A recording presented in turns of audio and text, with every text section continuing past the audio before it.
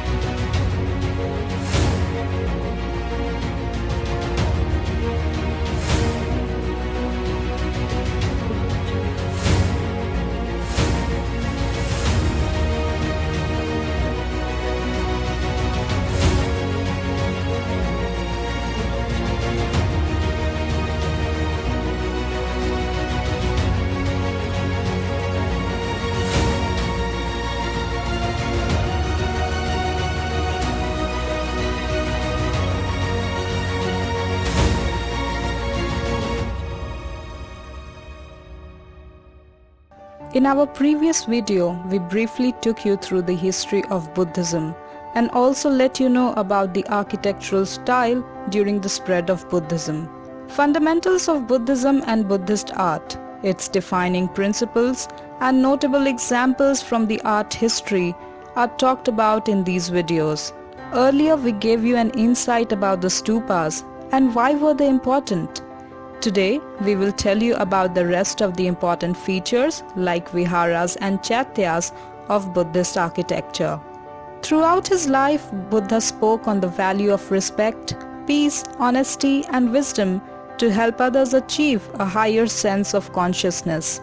However, it wasn't until after his death that artists depicted his teachings. The very first Buddhist artwork was stupas, filled with Buddha's relics. The spiritual value of the stupas drove artists to create other statues and monuments that could serve as a place of worship and deep reflection for those looking to follow Buddha's path. Viharas were monasteries constructed to shelter the monks. Viharas were dwelling places used by wandering monks during the rainy season, but eventually they evolved into centers of learning and Buddhist architecture through the donations of wealthy lay Buddhists. Many viharas, such as Nalanda, were world famous, and the Buddhist teachings were transmitted to other parts of Asia, including China and Tibet, where Buddhism continued to flourish. Viharas were mostly constructed with brick or carved out of rocks. Usually, viharas were built to a set plan. They have a hall dedicated for congregational prayer with a veranda on three sides or an open courtyard surrounded by a row of cells and a pillared veranda in front. These cells served as dwelling places for the monks. These monastic buildings built of bricks were self-contained units and had a Chaitya hall or Chaitya mandir attached to a stupa. Some of the important Buddhist viharas are those at Ajanta, Ellora, Nasik, Karle, Kanheri, Bagh and Badami. The Hinayana viharas found in these places have many interesting features which differentiate them from the Mahayana type in the same region. Though plain from the point of view of architecture, they are large halls with cells excavated in the walls on three sides. These halls have one or more entrances. The small cells, each with a door, have one or two stone platforms to serve as beds. The excavations of viharas at Nagarjuna Konda reveal a large rectangular courtyards with stone-paved central halls.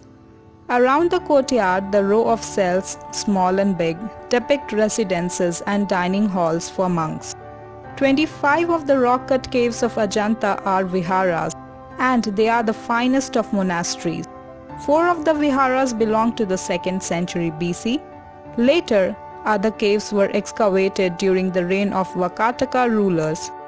The finest of them is Cave 1 of the Mahayana type, consisting of a veranda, a hall, group of cells and a sanctuary. It has a decorated facade. The portico is supported by exquisitely carved pillars. The columns have a square base with figures of dwarfs and elaborately carved brackets and capital.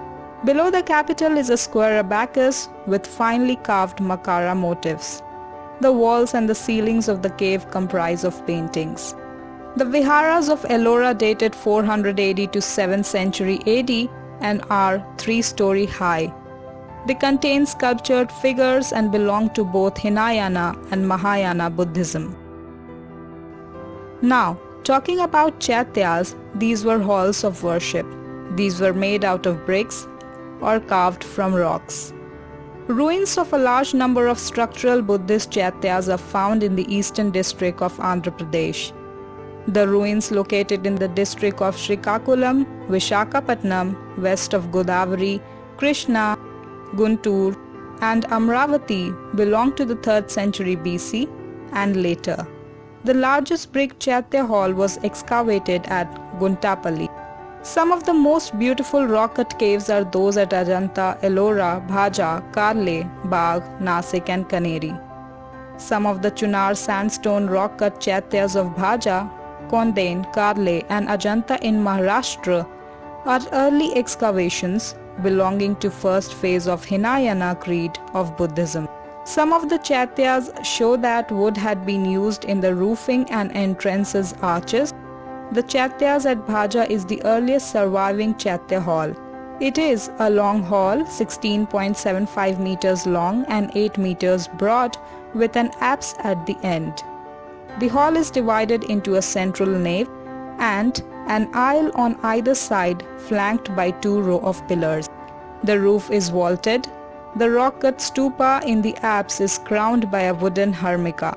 The Chaitya has a large arched toran entrance with an arched portico.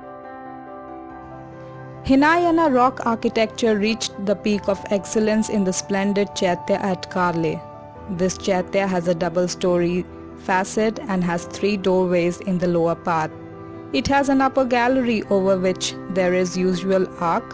The walls are decorated with sculptured figures of couples.